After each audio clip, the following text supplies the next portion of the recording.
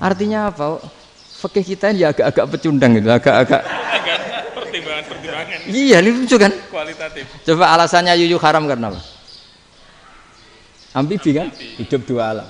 Pertanyaannya kepiting seperti itu enggak? Iya. Kenapa? Kalau orang tanya, yuyu haram apa halal? Rata-rata jawab haram. Tapi kalau kepiting mulai khilaf. Loh mestinya kan sama kan? Lah itu Karena unsur imannya. iya tadi. Saya juga sering melihat tonggo-tonggo itu. Ayam cuwilik sakmene ketabrak truk, enggak ada yang tanya. Tapi saya pernah jalan-jalan di Narukan sini, ono jago ketabrak, sing duwe langsung marani kula, pas saya naik motor. Gus ini halal apa haram? Nak langsung kula sebelah halal apa haram? Wis kanggo kowe halal kanggo halal. Karena saya tahu tak jawab haram mesti kecewa itu. Aduh. Akhirnya kiai ini beratnya kan. Ya akhirnya ya saya setelah itu Fatihah Imam Syafi'i ngapunten umat kula tuh ora siap madzhab jenengan tuh ndak siap. Untuk masalah ini tidak sama. Iya kan akhirnya pakai madzhabnya Imam Malik tadi. Ya tak Fatihah Imam Syafi'i ini mboten niat nglawan jenengan. Tapi ngobati tiang eman. Mergo pitike besar itu.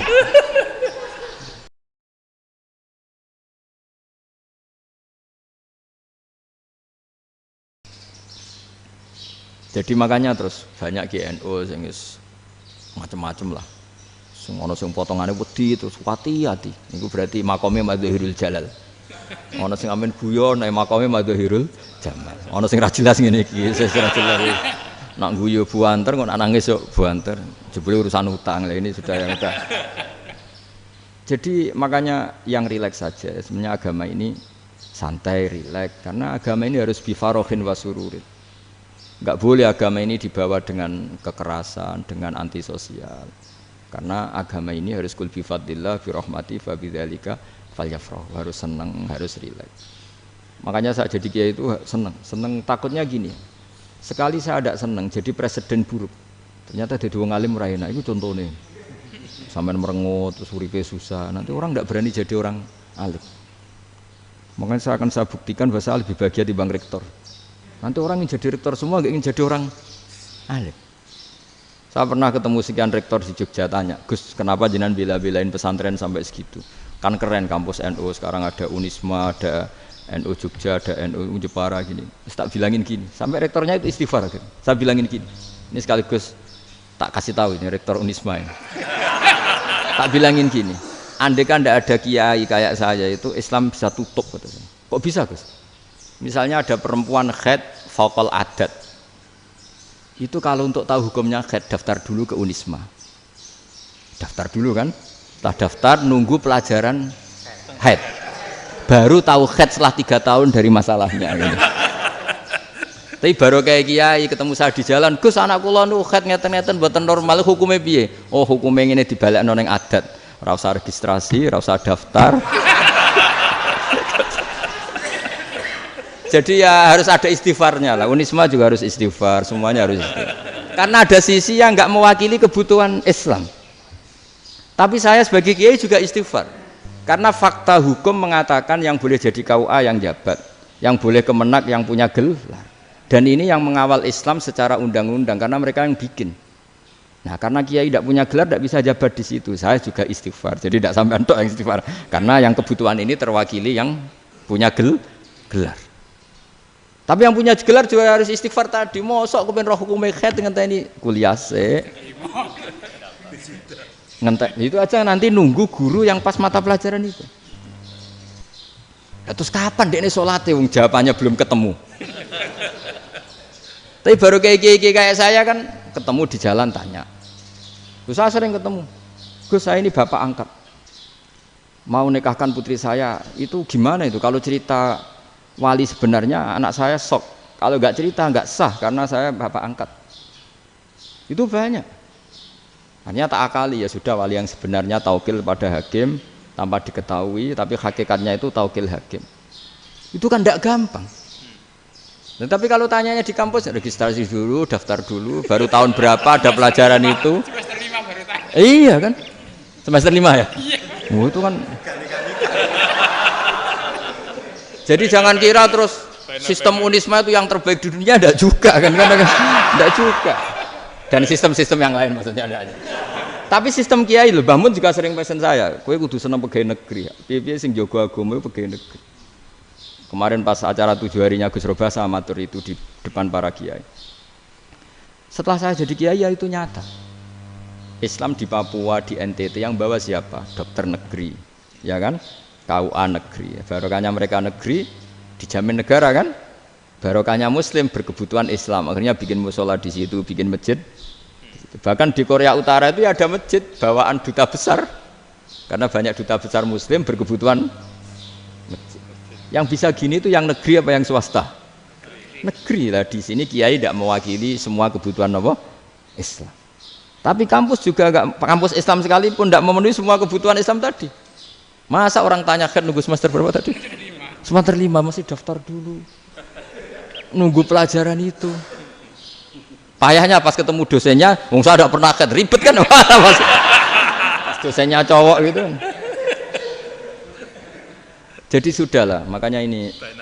Iya, makanya ini kan bentuk kearifan. Jenengan ngakui fungsi kiai kayak saya itu bentuk kearifan. Saya juga ngakui jenengan itu butuh kearifan. Saya sering didolani KUA itu. Itu rata-rata ya didikan kiai. Kompilasi hukum Islam itu banyak ya, janda cantik. Contohnya harus cantik, kalau jelek nggak mungkin terjadi kan. Ada janda cantik kebetulan suka kawin tapi takut zina. Saya ulang lagi, suka kawin tapi takut. Itu seringnya gitu Pak Rektor. Jadi dia kawin bosen, bilang ke KUA, Pak saya sekarang mau nikah sama ini. Loh, tapi kamu mau punya suami. Ya tapi kan nggak tercatat Pak. Itu KUA-nya rata-rata itu nggak berani. Meskipun nggak tercatat, karena secara fikih meskipun nggak tercatat tetap dia seorang perempuan yang bersuami, maka nggak boleh nikah sama orang lain. Jadi coba kalau nyuwun sewu KUA hanya ngikuti hukum formal, yang penting di catatannya nggak punya suami, ya dinikahkan saja kan. Tapi mereka enggak, karena didikan kiai enggak berani.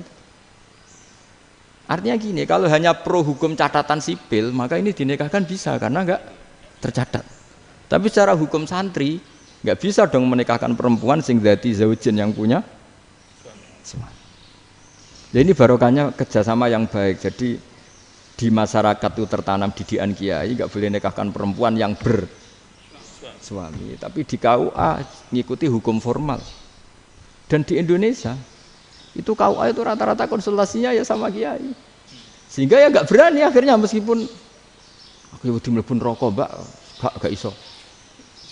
Dan itu banyak. Seorang lagi ya, makanya ini kan pesantren itu nggak boleh mati. Orang kiai-kiai kayak saya nggak jelas-jelas itu harus lebih jelas lagi. Karena ini yang on time, yang online, yang siapa saja bisa tanya. Saya itu SMS saya itu nggak punya HP WA. HP jadul itu SMS-nya tiap hari tak berapa, orang yang tanya dari Kalimantan, dari Aceh. Gus di kampung saya ada masjid 2 itu yang Samana, ada yang dari orang perkotaan, Gus di perumahan baru ada masjid, yang Jumatan baru orang 12, sah enggak? Ya langsung saya jawab, sah. Dalilnya ini. Ya sudah, nah, tapi kata Imam Syafi'i gini harus orang 40, itu madzhab Syafi'i, dalam madzhab yang lain gini-gini. Itu kalau tanya rektor itu kan ribet. Masuk ajudan dulu, asisten dulu, panjang.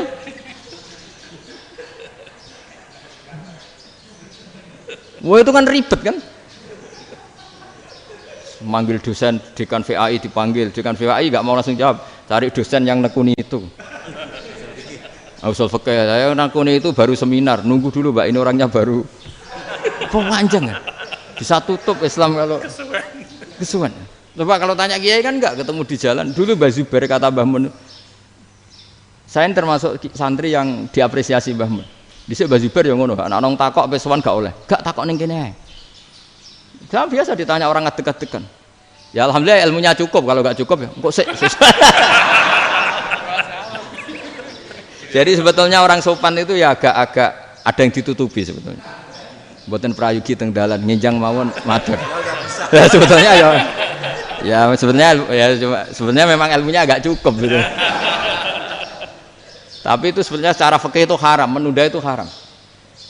Ya haram tuh, coba bayangkan ya, kalau tanyanya sekarang, Gus saya ini sudah keluar darah 1 bulan penuh, padahal normalnya hanya 6 hari. Saya nanti sholat enggak? Kalau nginjang mawon dugi kula, berarti kan hari ini belum ada keputusan. Sholat apa enggak kan? Tapi karena modus tadi, boten prayogi nggih ngendikan ngoten teng dalan ngencang tengen kula. Itu kemungkinannya dua, sopan atau goblok itu saja.